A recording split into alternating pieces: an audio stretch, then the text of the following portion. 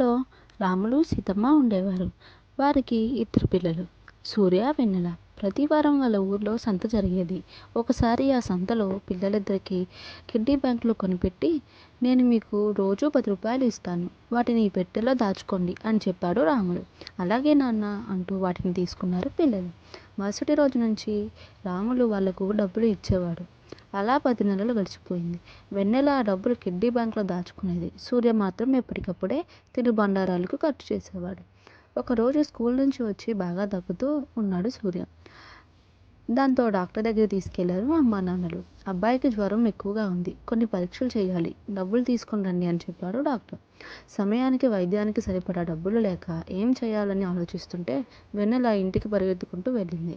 తను దాచుకున్న డబ్బులు తీసుకొచ్చి, నాన్న, అన్నయ్య వైద్యానికి ఈ డబ్బులు కొంతైనా సహాయపడతాయి అంటూ ఇచ్చింది. తర్వాత వైద్యం చేయించి అందరూ ఇంటికి చేరుకున్నారు. 4-5 రోజుల్లో సూర్య ఆరోగ్యం కుదుటపడింది. అప్పుడు తనని దగ్గర కూర్చోబెట్టుకొని, వృధా ఖర్చులు చేయకుండా దాచుకున్న డబ్బు ఆపదలో ఆదుకుంటుంది. చెల్లి దాచిన డబ్బు నీ వైద్యానికి ఉపయోగపడింది. ఆ పిచ్చి తీళ్ళు తినకుండా నువ్వు కూడా అలాగే దాచుకొని ఉంటే ఇలా అనారోగ్యం వచ్చేది కాదు. ఇప్పటి నుంచైనా జాగ్రత్తగా ఉండు అని చెప్పాడు రాముడు. అప్పటి నుంచి తండ్రి చెప్పినట్లుగానే డబ్బులు జాగ్రత్తగా దాచుకోసాగాడు సూర్య.